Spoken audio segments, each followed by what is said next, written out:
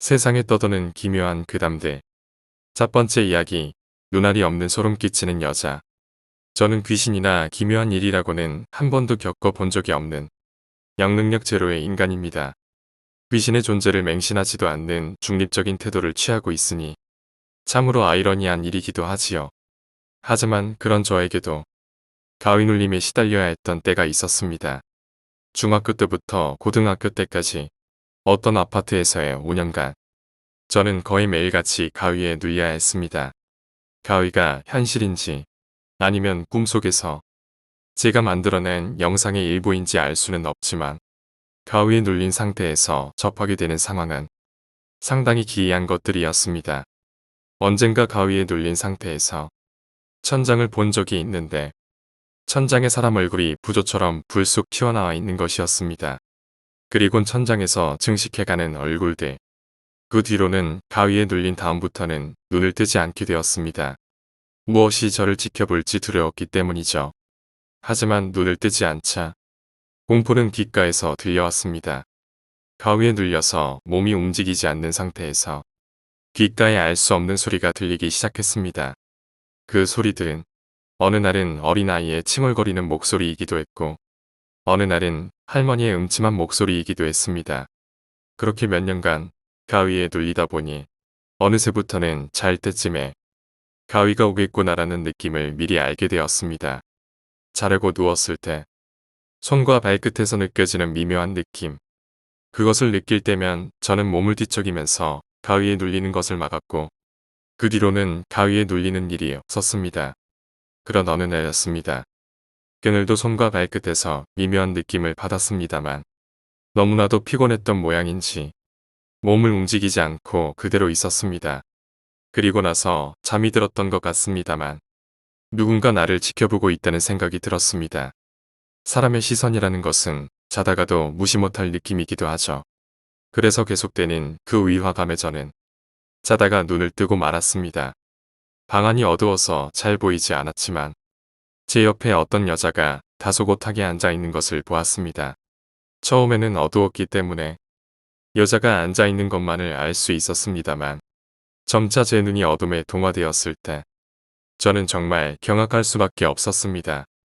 제 옆에 앉아 있는 여자의 얼굴에는 두 눈이 없었습니다.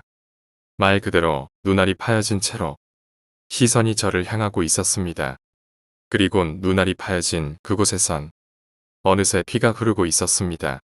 여자는 눈알이 없는 눈에서 피가 흐르는 채로 계속 앉아 있었고 저는 가위에 눌려서 움직이지 못한 채로 방 안에 피가 흐르는 것을 보고만 있어야 했습니다.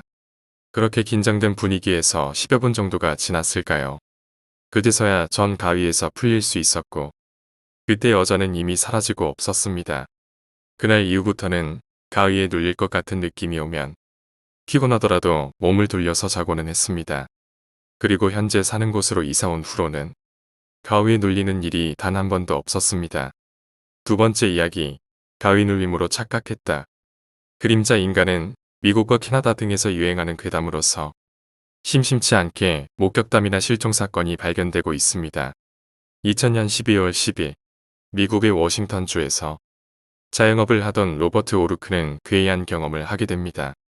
새벽 1시경 가게를 닫고 운전을 하고 집으로 돌아오던 그는 뭔가 둔탁한 충격을 받고 무언가가 차에 치였다고 생각했습니다. 로버트는 차를 세우고 밖으로 나가서 도로 주변을 둘러보았으나 아무것도 없습니다. 아마 큰 돌 같은 것에 부딪혔을 거라고 생각한 그는 차에 탄 뒤 시동을 걸려고 했으나 자동차의 시동이 걸리지 않았지요. 시동이 걸리긴 했는데 뭔가에 붙잡힌 듯 차는 그 자리에서 움직이지 않았습니다. 로버트는 계속 시동을 걸었고 5분이 지나서야 출발을 할 수 있었습니다. 집에 돌아왔지만 너무나도 피곤해서 옷을 입은 채로 잠을 청하게 됩니다.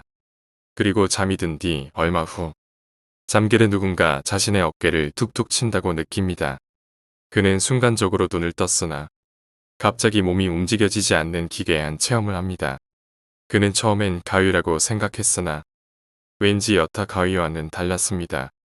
로버트는 몸을 움직이기 위해 발버둥을 치다가 누군가 침대 옆에서 바삭바삭 거리며 움직이는 소리를 듣게 됩니다.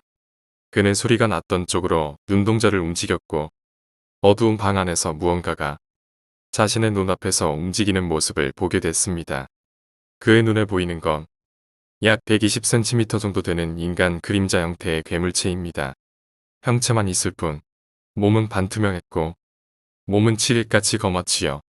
그 괴물체는 잠시 가만히 서 있다가 갑자기 손을 길게 뻗어 그의 목을 움켜잡았습니다. 괴물체가 목을 조르기 시작하자 괴로움에 발버둥 치던 로버트는 숨이 막혀 거의 죽어갔지만 그 순간 아이방에서 자고 있던 그의 아내가 불을 켜고 나오자 이 괴물체는 벽을 통과하여 사라지게 됩니다. 다음 날에 평소에 친분이 있던 정신과 의사에게 자신이 체험했던 이야기를 했습니다. 의사는 가위눌림이라는 흔한 증상이다 라고 말했지만 그의 목엔 뚜렷한 손자국이 있었지요. 게다가 로버트는 원래 가위를 잘 눌렸기에 정신과 치료를 받았을 정도였습니다. 그는 잡지 인터뷰 중 그것은 여타 가위와는 다른 무엇인가였다면서 마치 악마를 본 것 같은 느낌이라고 말합니다. 2001년 1월 4일 브라질에 거주하는 산체스는 4살 된 아들이 밤에 잠을 자다 뛰어나오게 되었고 그림자가 자신을 괴롭힌다고 말하는 소리를 들었습니다.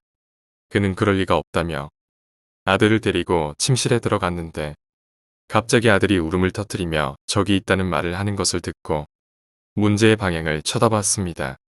아들이 가리킨 어두운 방구석을 쳐다본 산체스는 정체를 알 수 없는 반투명한 물체가 왼쪽에서 오른쪽으로 움직이는 모습을 보게 됩니다. 처음엔 잘못 봤거니 했지만 괴물체가 아이의 책상 위에 있던 크레파스들을 땅바닥에 떨어뜨리는 모습을 봤기에 그것이 환상이 아님을 알았지요. 그는 손전등을 가져와 괴물체를 비추자 그 괴물체는 순식간에 사라졌습니다. 안심한 그는 아들을 손님방에 데리고 가서 침대에 눕히고 잠을 재운 다음에 거실로 나왔습니다. 그런데 거실 소파에 앉아 휴식을 취하던 산체스의 귀에 뭔가 걷는 소리가 들려왔습니다. 산체스는 소리가 난 쪽을 쳐다보니 아까의 그림자 형상이 아들이 자고 있는 곳으로 걸어가는 것을 보게 됩니다. 산체스는 급하게 후르시오와 호신용 총을 들고 그것에게 다가갔지만 하지만 그 순간에 무엇인가 둔탁한 충격을 받은 그는 몇 미터를 날아가 기절했습니다. 그가 눈을 뜬 건 아침이 되어서였고 정신을 차린 그는 아들이 없어진 것을 알게 됩니다. 그는 아들을 찾기 위해 경찰에 신고하고 방송에도 나왔으나 결국 아들을 찾을 수 없었다고 합니다. 이 실종 사건은 범인의 정체를 정의하기 힘든 미스터리 사건 중 하나로 꼽힙니다. 세 번째 이야기, 가위 눌림을 푸는 건 생각보다 쉽다. 처음으로 가위에 눌렸던 것은 13살 무렵입니다. 자다가 불현듯 눈이 떠졌는데 몸은 전혀 움직여지지 않았습니다. 내 영혼은 시선이 고정된 벽을 향해 당겨지듯이 다가갔습니다. 본능적으로 지금 여기서 깨어나지 못하면 죽는다는 걸 느꼈으며 그에 따른 공포가 밀려왔습니다. 정말 죽을 힘을 다해서 고개를 돌려 간신히 가위를 풀 수 있었습니다. 그게 가위인지 몰랐던 그때는 정신병에 걸렸다고 생각을 했지요. 아무에게도 말 못하고 하루에도 수십 수백 차례 고민을 했고 정말 심할 때는 일주일 동안 제대로 잠든 시간이 하루 이틀 정도였습니다. 아예 잠을 포기한 적도 많았습니다. 피곤한 상태지만 그때 잠에 들면 거의 항상 가위에 눌렸지요. 다른 사람들은 어떨지 모르겠는데 내 경우에는 깨어날 때도 손가락 발가락이 아니라 머리를 움직여야만 했습니다. 어느 정도 움직일 수 있는 범위를 순식간에 넘어가야지만 간신히 깨어날 수 있습니다. 하지만 그 각도를 넘기는 게 그렇게 힘들고 어려워 이러다 정말로 죽는 것이 아닐까 하는 생각도 많이 했습니다. 그럼에도 불구하고 죽지는 않았지만 점점 더 심해지는 그것에 대해서 못난 내 자신을 엮어 저의 분노가 점점 더 커져갔을 뿐이었습니다. 집에서 가위 눌림이 가장 심했지만 사실 장소를 가리지는 않았습니다. 심지어 군대에 가서도 거의 매일 가위에 눌렸습니다. 아무튼 이것도 단계가 있는지 일정한 패턴을 가지고 있지만 시간이 지나면 패턴이 달라져서 한동안은 그 패턴으로 계속 이어졌습니다.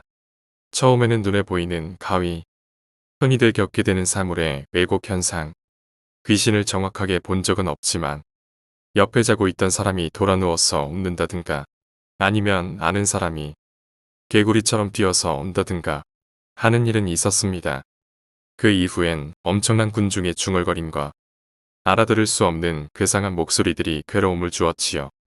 정확히 알아들은 적은 단 한 번도 없었고 제멋대로 왜곡되고 비틀리곤 했습니다.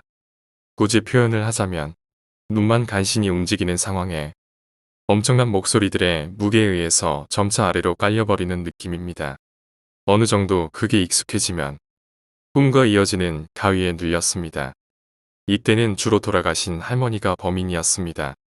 십수년을 악몽 및 가위로 날 그렇게 무섭게 괴롭히던 할머니는 어느 날 꿈에서 자전거를 타고 가는데 뒤에서 따라오는 것을 그만 좀 괴롭혀라. 진짜 지겹다고 악에 받쳐 말하면서 자전거를 집어던진 이후로는 아주 가끔씩 그것도 그리 무섭지 않은 모습으로 등장할 뿐이었죠. 가족들 중엔 고모와 나를 제외하고는 할머니의 영혼에게 괴롭힘을 당한 사람은 없었습니다.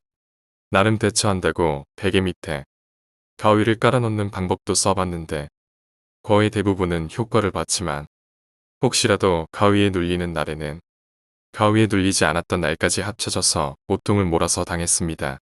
참고로 나에게 가위를 깔아놓는 방법을 알려준 것은 살아생전의 할머니입니다.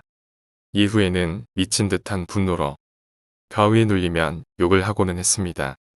욕을 마구 쏴대주면 전부는 아니어도 어느 정도 감당이 되고는 했지만 이에 대한 부작용도 있습니다. 어느 날 아침 무렵에 가위에 눌리자 욕설을 퍼붓고 가위에서 풀려났습니다. 그리고는 내 얼굴 앞으로 훅 하고 뜨거운 게 느껴졌고 나를 통과해 사라졌습니다. 말은 없었지만 그 뜨거움은 악의로 가득 차 있음을 느낄 수 있었지요. 또 어떤 날에는 욕을 하고 가위에서 풀려나자 나 말고는 아무도 없는 방에서 내가 덮었던 이불이 공중으로 들려져서 뒤집혀지는 것을 봤습니다. 어느 해의 겨울에는 밤마다 내가 아닌 다른 무언가의 입김을 느끼며 살았던 적도 있습니다. 중간중간 대처 방법을 바꿔보긴 했는데 언젠가 교통사고가 나서 입원을 했던 날입니다. 꿈에 내가 중얼거리는 소리를 거꾸로 따라하던 다른 나를 보고는 그 이후론 그 방법을 쓰지 않게 되었습니다. 엄나무가지가 좋다고 해서 엄나무의 묘목을 얻어온 후에 조금 키운 후에 가지를 잘라서 머리맡에 두고 잤는데 깰까 말까 하는 시점에 모르는 할머니 세 분이 내 머리맡에 앉아서 이야기를 나누시는 걸 보고는 무서워서 가지는 버릴 수밖에 없었지요.